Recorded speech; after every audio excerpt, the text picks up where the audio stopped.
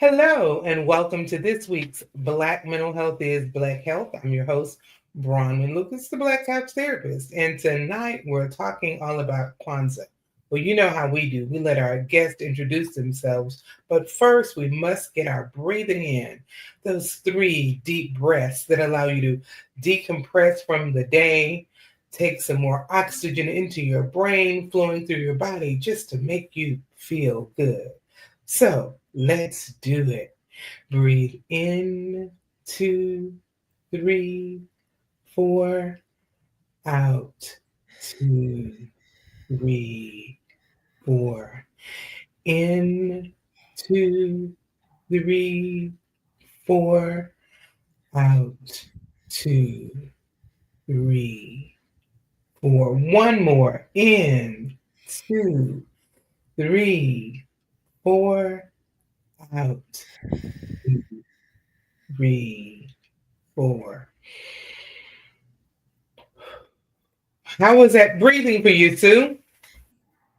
Just what the doctor ordered. I'm Thank you very so glad much. to hear that. We need that moment of just woosah. So my guest tonight is Sue Johnson from Neocultural Center in Galveston, Texas, and she gets to introduce herself and tell us something cool about you.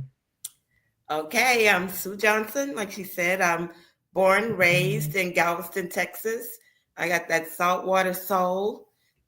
So I've been, like I said, all my life, lived a few years away, but I started my career as a respiratory therapist and transitioned to what I really wanted to do, my true avocation, which is my nonprofit called Nia Cultural Center.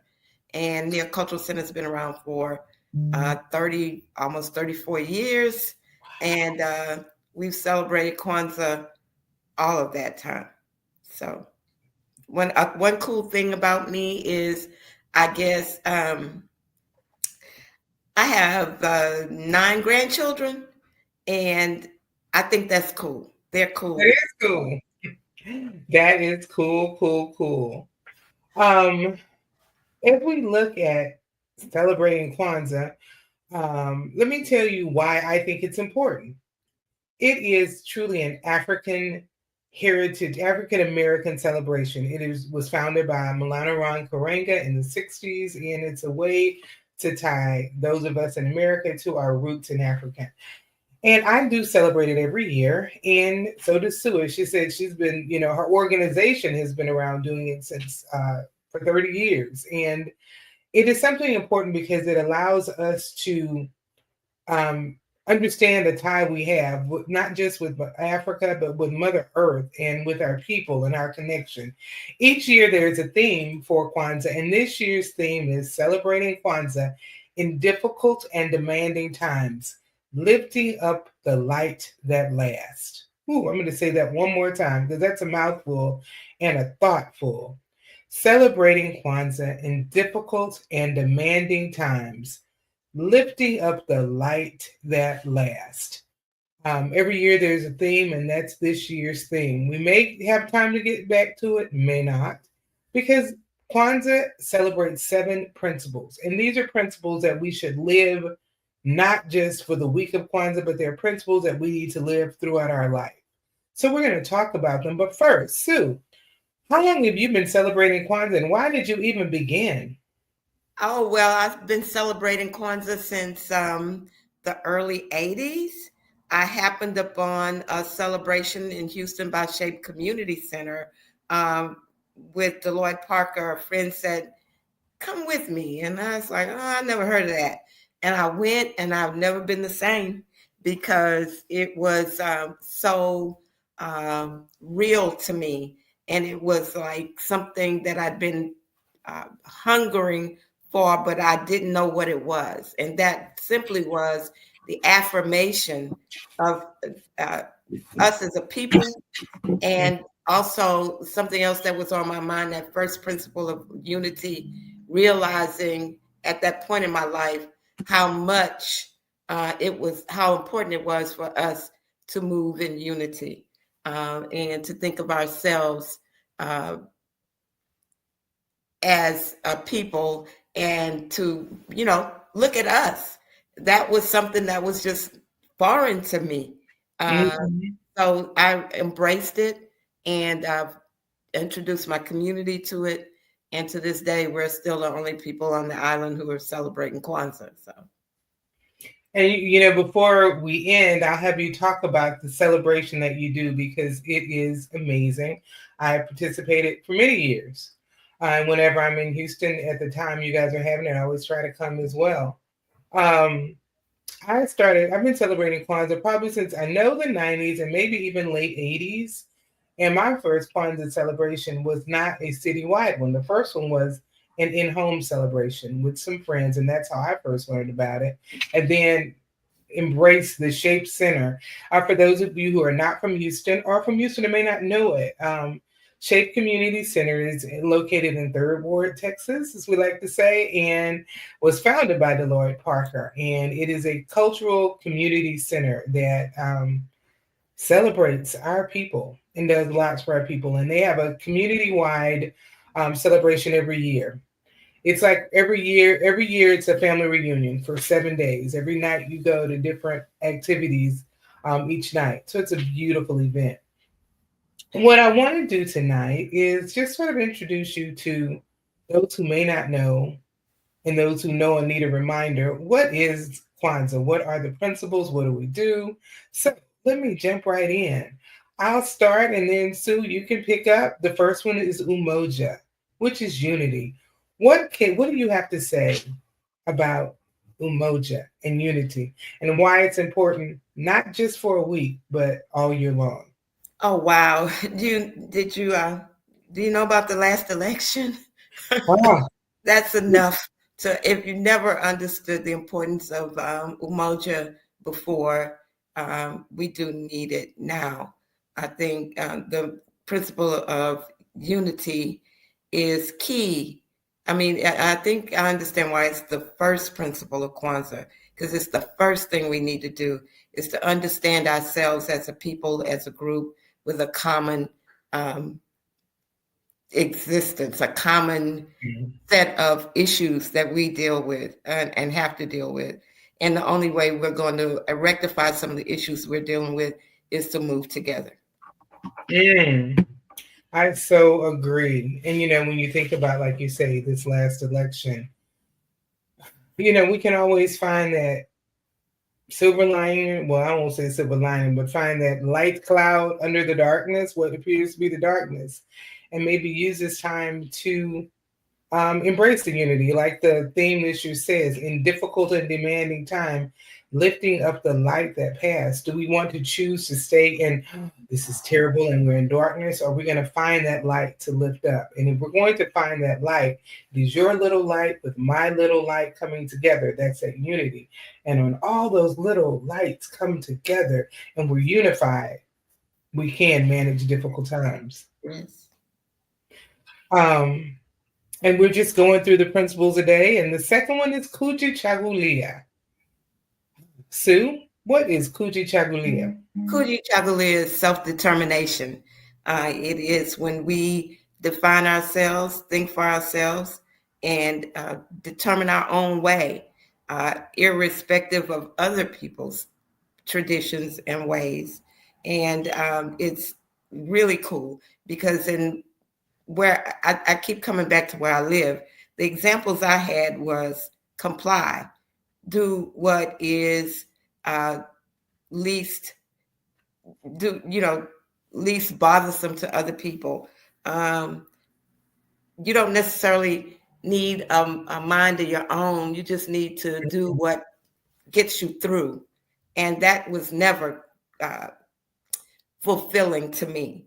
So personally, I wanted to express myself as an African person, of a person of African descent, and I did not want to always assimilate and blend in with everybody else, or adopt our ways to what my ways to what other people had. I have a different set of principles and values. Uh, as an individual and what I've learned about our culture, our heritage, our history, it's an African thing that we do that. So that's what's most makes me feel more complete. And I think it's so necessary to be able to feel worthy enough, uh, valued enough to have a perspective and to assert that perspective, and not only the way you think, but what you do. And I agree. I think and Kuchi Chagulia is, and they're all, but it's a personal and community thought. I get to define myself. Like we get to define ourselves as a people, but I personally get to define myself. I get to love my Africanity. I get to love my brown skin. I get to do that for me. And I can express it how I want to, whether my hair is natural, whether it's straight, I'm me, and I can hold on to the me-ness. And then there's the we-ness of it, that self-determination, as a people. So I think it's both and. What about you? I agree. I agree. I think and is key to all of the principles. Mm-hmm. I and us. It's the Mm-hmm. only way it's going to achieve what we want from Kwanzaa, right? It's all about. It's not about the individual. It's about us. It is, and it's yeah, and. It is and. And all of Kwanzaa encapsulates that I am because we are because I am. Therefore, I am. It is not an individual thought. The next one is Ujima, collective work and responsibility. That's a mouthful. Sue, tell us about it. Well, that's the one that's really more elusive than others, in my opinion. We have been conditioned, engineered to not work together. Because if we did in the early days of our entry here, that became very dangerous to work together, to cooperate with each other. We had to do that in secret as well. There was a law here that said in the late 80s that African American people could not walk along the Seawall Boulevard at the beach in a group of more than two. And I had three best friends, but we couldn't walk together. So I'm saying that to say that cooperative work and responsibility is key to so many things. So many issues that we face individually and as a people can only be rectified when we come together and share our gifts, talents, skills, education, the benefit of our education. That's when we'll move ahead as a people. That's when our children will have that sense of pride in being African American. They will have examples of how to solve problems together. When I think of collective work and responsibility, and especially the way you describe it, is us being able to work together. I think it's been cyclic. Like you said, during the enslavement period, we did work together, but it was dangerous and could mean your life. Mm-hmm. Did anyway. They weren't able to escape if, that wasn't happening. During Jim Crow days, again, it was difficult, illegal, but we persevered. But then we're looking at the bus boycott.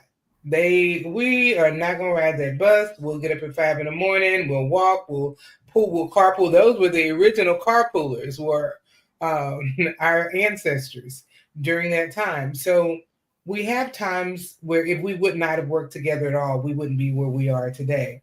One of the things I think happens is the more advanced we get, the more we work with integration, the less. Support for my computer is about to die. Oh, okay. What happened? Your computer's about to die. No. The more we work together, the more advanced we get, so-called advanced, like with integration of these things, we lose some of that work together. So we have to learn to come back and reunite and understand that there is strength in numbers, or that our power is in our doing together. Um, let's see if Sue's power is coming back on that computer. It's here now. I'm gonna get Okay, my backup coming. gotcha. Um, let's look at that next principle, Ujima, I'm sorry. Cooperative economics. Cooperative economics is another one of those principles that we practiced just without thought early in our freedom. Yeah, would you plug it in for me? Yes. So, but it's one of those things that's gotten lost, right? And we had only ourselves to depend on, and we understood the power and the responsibility to spend our money with each other, to support each other economically, financially, and we did. Some say it's only because we didn't have a choice, but we did. We've always had to buy from others, but we understood a lot better when we were segregated than we do now. I remember examples in my early years when I was a kid. We lived in the projects, and one of our neighbors was facing eviction, and everybody in the projects would come together and have card parties and are put together meals that they'd sell to help that one family make it, to get that rent paid and to get food in that house. And it was a common thing, but it is not as common today. I mean, well, I guess people do things like GoFundMe and stuff like that, but it was people who didn't have much who were pulling together to help each other out. And that's not something that I see as commonly. Or we had lots of social and charity clubs in my community. It was about 37 of them. And each one of them, this is one of the best examples of cooperative economics that I've seen. Each one of them had a pact. They had a pact together that they would support each other's events. So if you had an event, everybody had to buy 3 tickets for everybody else's event, right? And that meant you started out with a known amount of money that you'd probably be able to finance your whole thing or most of it. And that went away. And I was real saddened by that, that went away in Galveston. But those are just a few examples, like many people know about Susu. We we need to go back to a lot of the traditions. Explain that. A lot of people don't know about what a susu is. Explain that. Well, I think that it's like everybody collects money and somebody gets it. You can probably explain Well, that. let's say you have 10 people and Yes. 10 people put in $100 this month, and all of that goes to person number one. The next month you put in the same $100, it goes to person number two, and it keeps on until everybody gets it. So you have put all this money in once at a time, and then all of that comes back to you. Is the ones that that's Yes. a oversimplified way of looking at it, and whatever the amount may be. But right, and it's just a way of saying, if you can look at it too, at your own savings account, because you're getting back what you put in, but you're getting back in a lump sum. Yes. But everybody gets to benefit at different times. This month is yours. This month is yours, and then it's mine. And it is. It's a way of. It is a way of financially, helping everyone out. And when it comes to cooperative economics, one of the things I like to encourage people to do is go to Google. If you want to go out and eat, Google Black-owned restaurants near me. If you want to do something Black-owned, something, I look on Google to find out. Asha. So if I'm going to go out and spend my money eating out, I want to try to spend it with us. And that's one simple way of just, maybe you're going out of your way. Maybe you're doing this. Is there, if I got to buy a book, can I go order it through a Black vendor? Can I go to a Black bookstore? If it's not one they own, will you order it for me so that I am supporting their business? So we do have to be purposeful with cooperative economics. And yeah, it might make a little more work, but isn't it worth it? Absolutely. NIA, Purpose, which is the name of your organization. So when you tell us about NIA and Purpose, tell us, why did you name your organization NIA Cultural Center? Well, because as I was maturing as an adult and coming into consciousness, I realized that what was happening in our community was a lot of festivities, a lot of partying, a lot of doing things that we need to do to help feel, to feel good after, rough day at work with lots of, what Black people have to deal with at work. And so people came together and created opportunities to have fun, and that's a good purpose.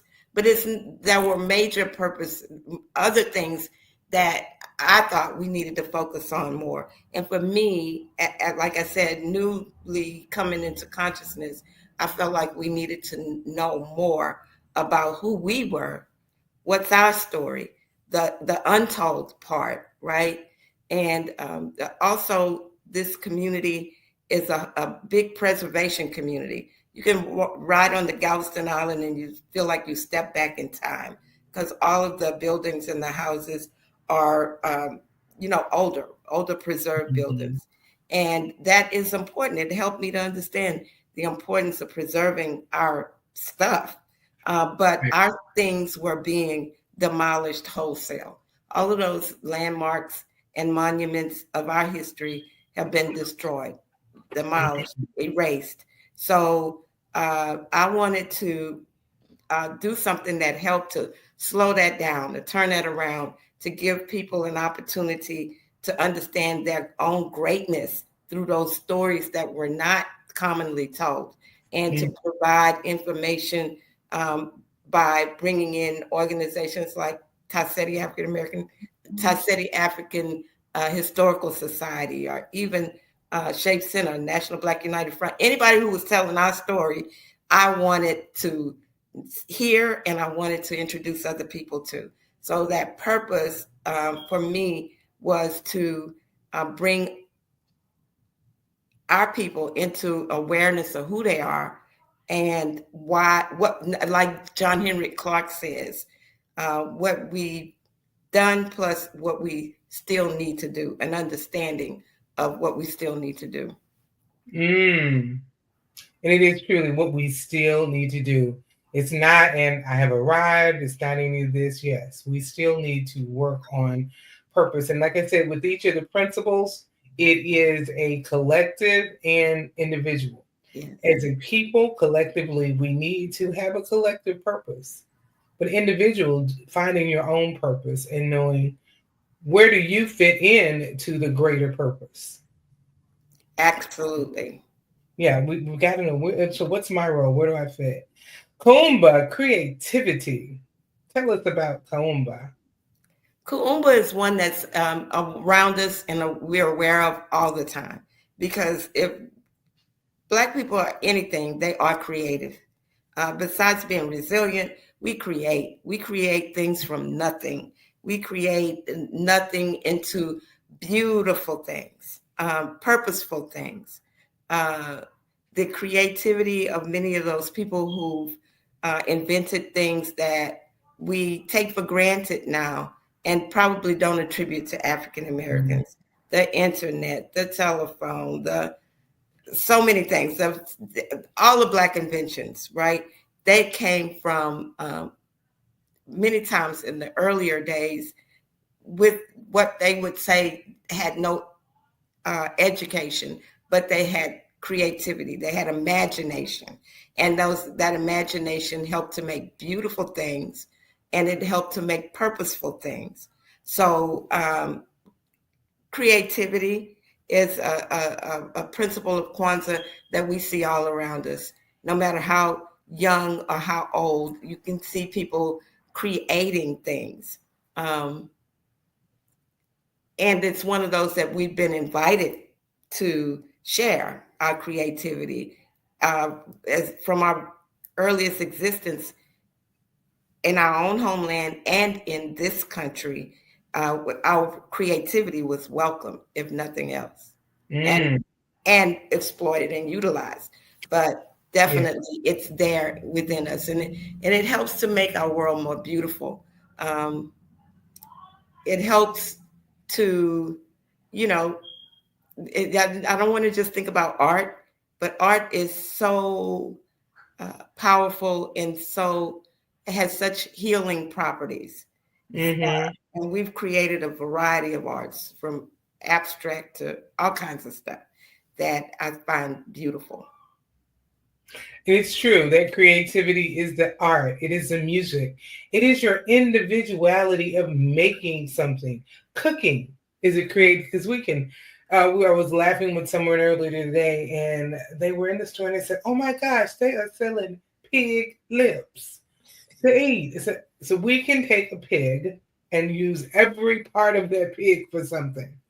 Not all of it healthy in how we do it, but it's the creativity of saying, look at what we can do. So yes, that creative is the arts. It is our music. It is our the way we might grow vegetables, the way we wear our hair, the clothes we wear. There's so many ways to Mhm. express that creativity, and it's expressing that inner you that is coming out. And as we get to our last principle, which is Imani, faith. Tell us about that one. Faith is one that I think our community practices regularly. If it hadn't been for faith, we wouldn't have gotten thus far. But it extends beyond spiritual faith, but faith in ourselves, in our families, in our community, in our teachers, and those people who care about us. Right? We have to have faith that we can do what we need to do to not only exist but thrive and survive. Um,